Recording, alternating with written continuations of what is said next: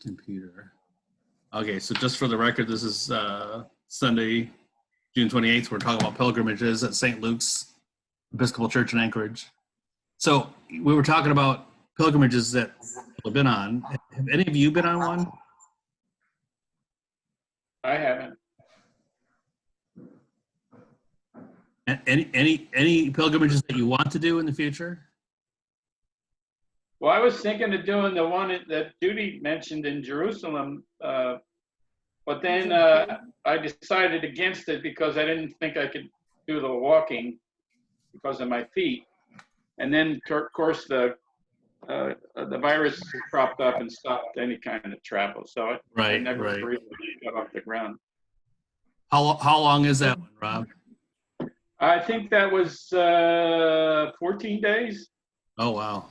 Well, there were a couple options. And well, I think maybe it was 9 days, and then there's an extension I wanted to do, which was a 5-day cruise on the Nile. So that made it like 14 days.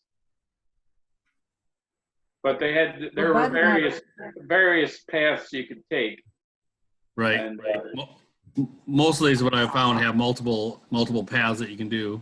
The longer versions and the harder versions and the easier versions, and some of them are pretty ancient. Judy has all the information. I'm sure that'll pick up in the future, maybe in a year or two. Yeah, I figure it's going to be at least a year to get through this pandemic, unfortunately. So here's a question for you. In terms of doing a pilgrimage, why walk?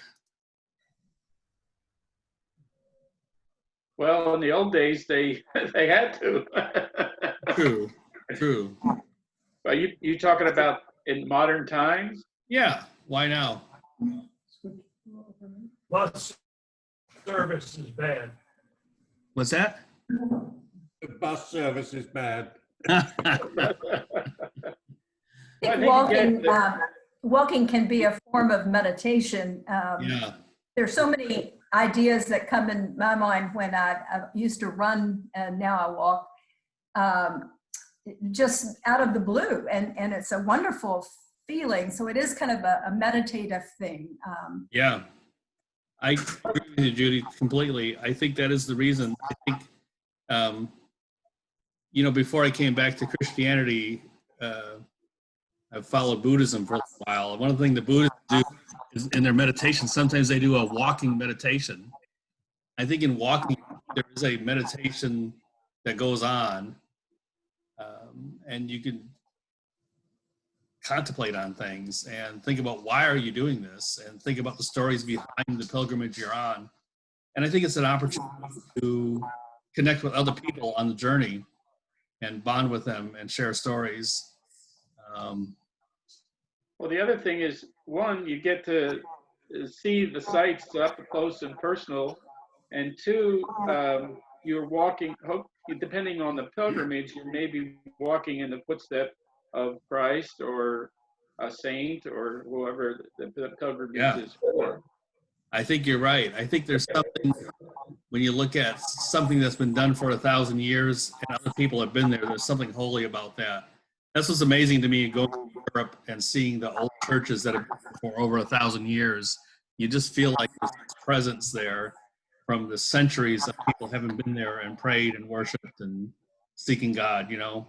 I think the place becomes holy over centuries in that way. And certainly some of these pilgrims too, because they have been around for so long. So we talked a little bit last week. I finished the last course and started this one, but I'm kind of like looking at this as starting over the, and I want to start with Canterbury, partly because I went to Canterbury about 1.5 years ago, and to me it was probably the only, and I considered it a pilgrimage. It's the only one I've ever been on. And of course, we're all Episcopalians, so we feel a connection to Canterbury. I'm assuming everybody here knows the story of Thomas Becket. Yeah. Yes. Yeah. Okay. So,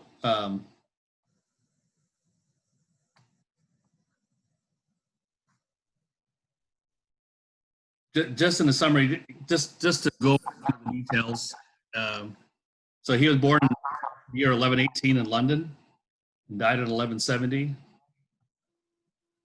And of course, you probably all know he had a childhood friend who was the future King Henry II. They were actually very close friends, probably best friends in a way. And he became Archbishop of Canterbury in 1162.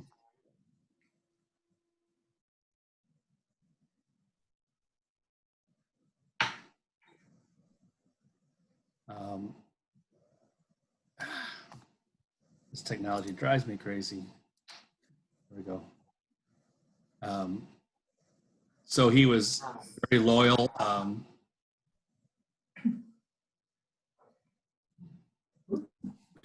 Very loyal to the church once he became archbishop. When he was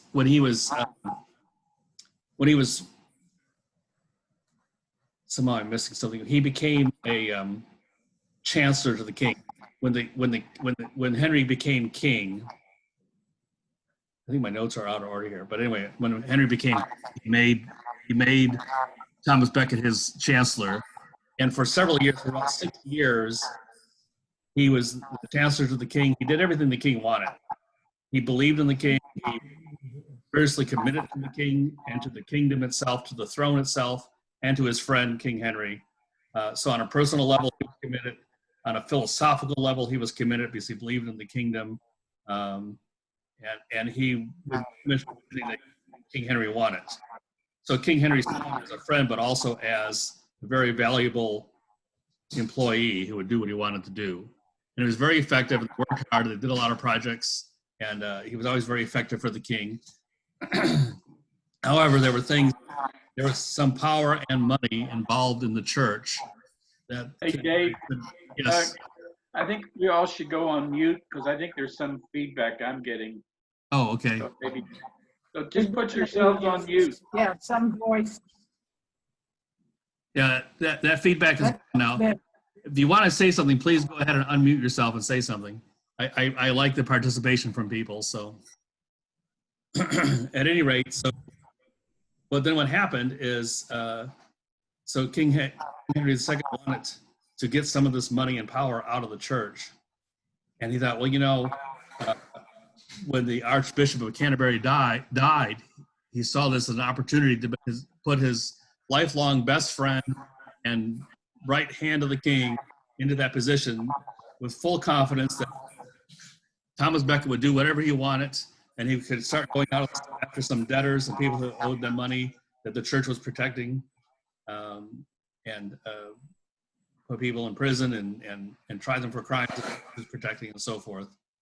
The problem was that Thomas Becket, his principles were that if he was loyal to his best friend and the king, the same loyalty transferred to the church. Well, I'm the bishop now. My loyalty has changed to the church. I'm going to do what the church says. I'm going to do what the Pope says.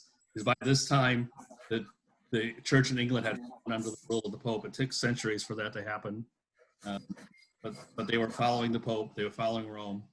And so he didn't do what the king wanted. And naturally, this frustrated King Henry.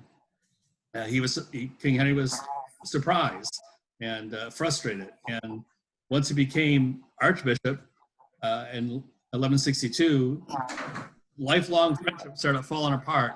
And honestly, they spent the next 2 years in progressively worsening fights. David, Yes. can you hear me?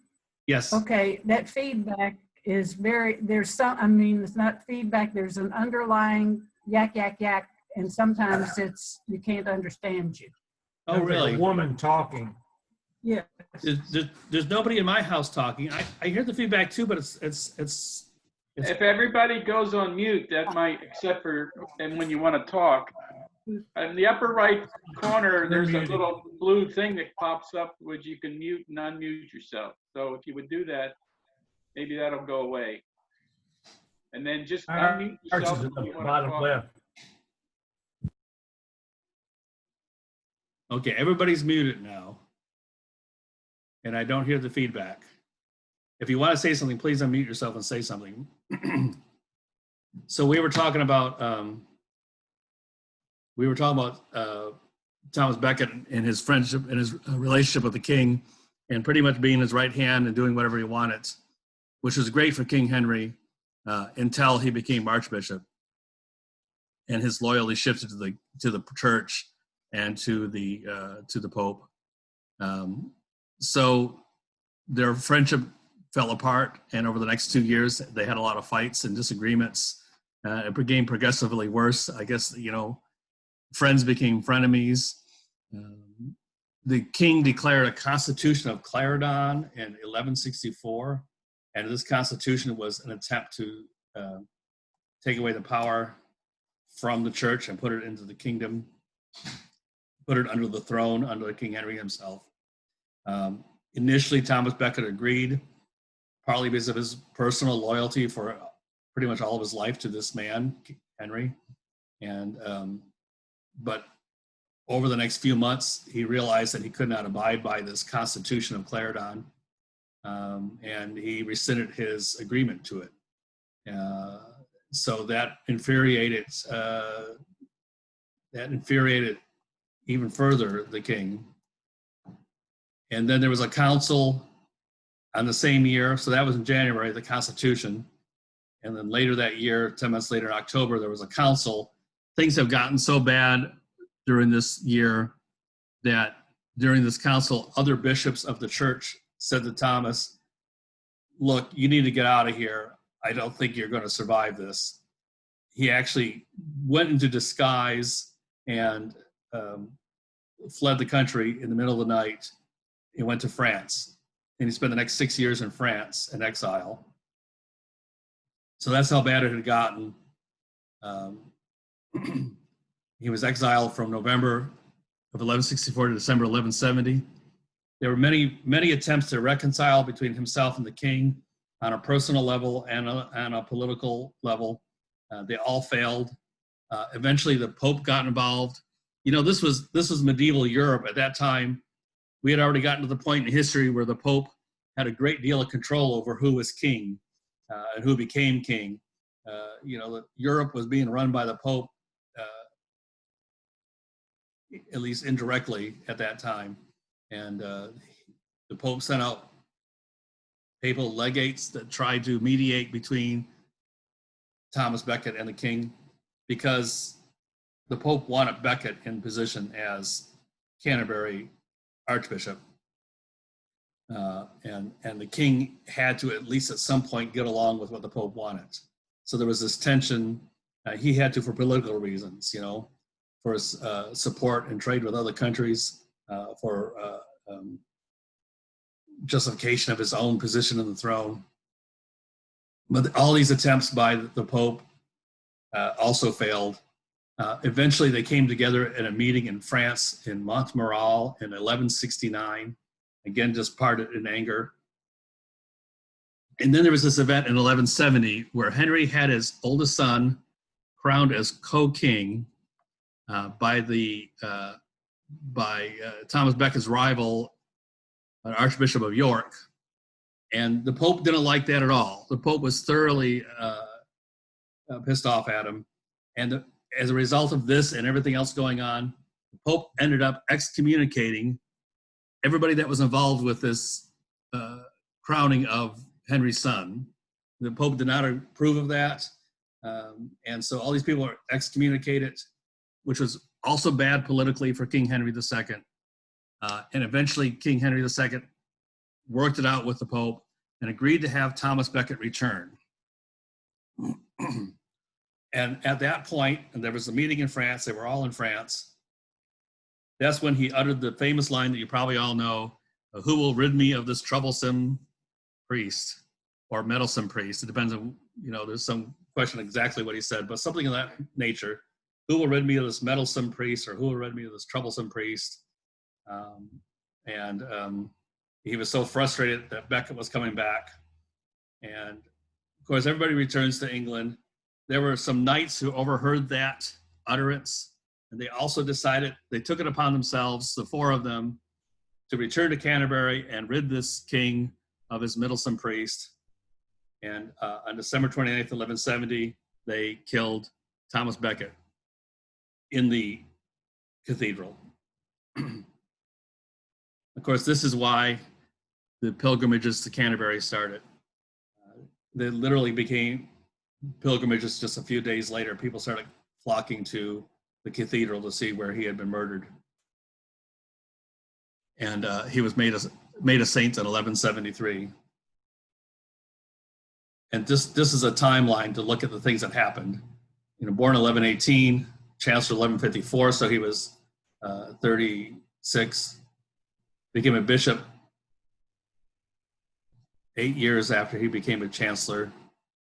Exiled 2 years later because the relationship, the friendship with Henry just fell apart very rapidly after that. It's amazing when someone's a narcissist and you don't do what they want you to do, suddenly you're not their favorite anymore. And I think that's what happened with Henry II. Returns to Canterbury on December 2nd and murdered less than a full month later. So that's the timeline on Thomas Becket. And became a saint just by the way, becoming a saint in 3 years is pretty incredible too.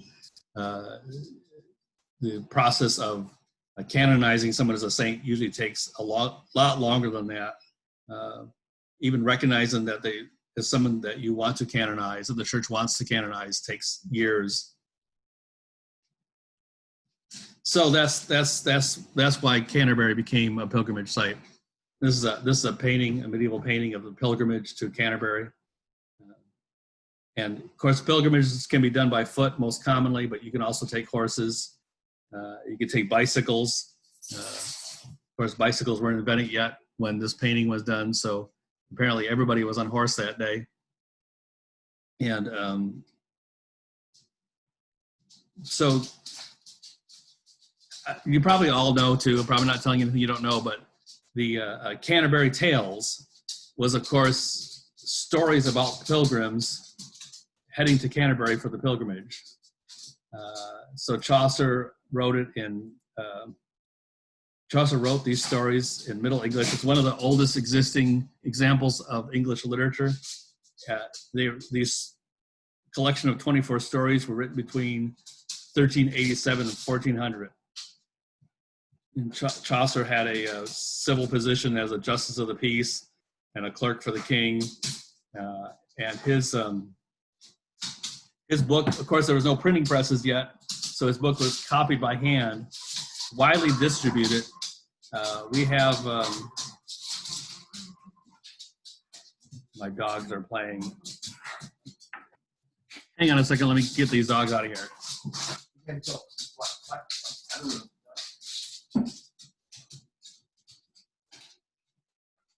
So we don't have any of the original copies. The copies of Canterbury Tales that we have are second generation hand copies from the centuries afterwards, but there are many copies of second generation Canterbury Tales, which just goes to show us how popular the stories were, which I think is incredible when you look at no printing presses. What the most copied thing in those days were the Bible. So for a story to be copied like that, just a fictional work of art, it must have been very popular for them to put all that effort into copying it.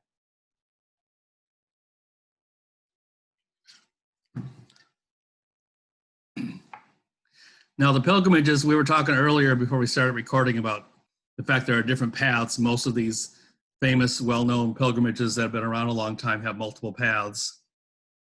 There are 3 paths if you want to do a walking pilgrimage to Canterbury.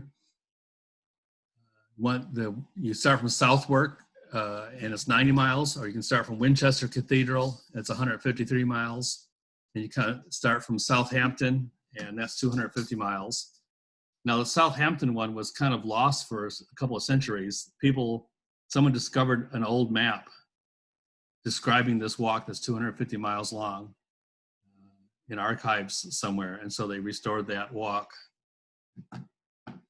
And here are Google Maps of those, and I realized this morning that one of these is wrong. It says Winchester. Here, let me change my laser pointer.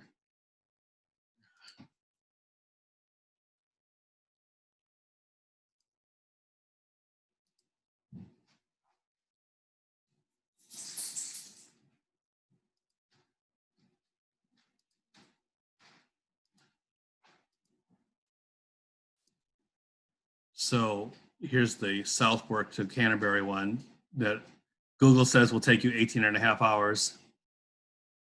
And here's the, well, here in the bottom of South is the Winchester Cathedral one, which is 40 hours. And you see Southampton right below Winchester. And so it's not that much longer than the Winchester Cathedral one. But apparently the picture I put up here was also Southampton. So I'm not sure how much longer the Winchester Cathedral one is. Doesn't look like it's that long. Maybe an extra walk from Southampton. Does Winchester Cathedral have any special meaning other than being a very famous song years ago? Well, they use it for when they coronate a king or queen. That is the cathedral they do that at. And they've been doing that for centuries, since the medieval era. Also used. Well, that's special. Yeah. Was that Peter? The cathedral was the one where William the Conqueror was. It was the famous. It was the seat at that time before Westminster Abbey was built. Right. Yes. It was. There was a royal castles in the neighborhood of Winchester. It was kind of there. The New Forest, as it's called, was the King's hunting preserve. But I'm puzzled because it can't be 250 miles from Southampton to Canterbury, and only 121 from Winchester, because they're fairly close to each other. So, Oh, really? yes. Well, okay. Well, the map there says 121 miles. Okay. Oh, yeah, you're right. So the other information I have is wrong. Okay. 121 from Winchester Cathedral, yeah. Well, I guess if you make a meandering path, you can make it an extra 30 miles, right?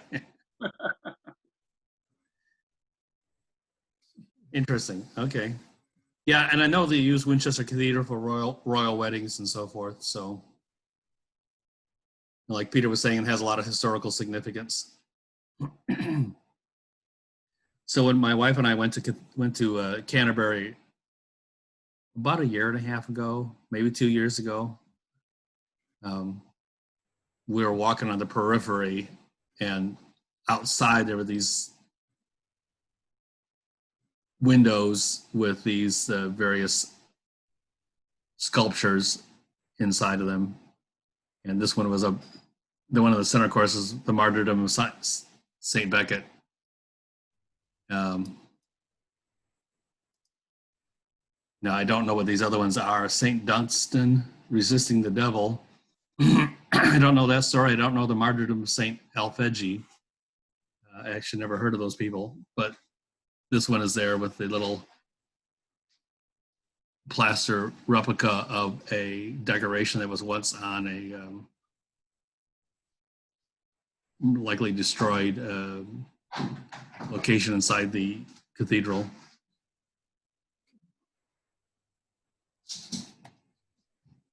And also, now, often when I do these talks, people are asking me, is that a picture of your own? Because a lot of times I get pictures from the internet, but these are actually pictures that I took here, and this one is one that I took. That's, as you see there, the candle, they leave the candle burning continuously where the shrine of St. Thomas used to be, which is where all of these pilgrimages to Canterbury started for. It stood there from 1220 to 1538. When King Henry VIII was pretty much tearing down all the monasteries and seminaries and churches and trying to get wealth to fund his wars, he destroyed. It was partly, you know, when the kings do that sort of thing, it's partly about the money and power, but it's also about gaining power for themselves that the church has. Influence and power that the church has over people. And if you destroy that, hopefully you gain that power and influence for yourself. And that's part of what's going on with King Henry VIII when he was destroying churches and monasteries and so forth. And of course, he didn't like the pilgrimage to Thomas Becket because philosophically, what you're doing in a pilgrimage to Thomas Becket is honoring somebody who stood against the king in the name of the church. And so in principle, the king doesn't like that because he wants the power for himself. So tearing down the shrine to St. Thomas, surprise, it took them that long to do it.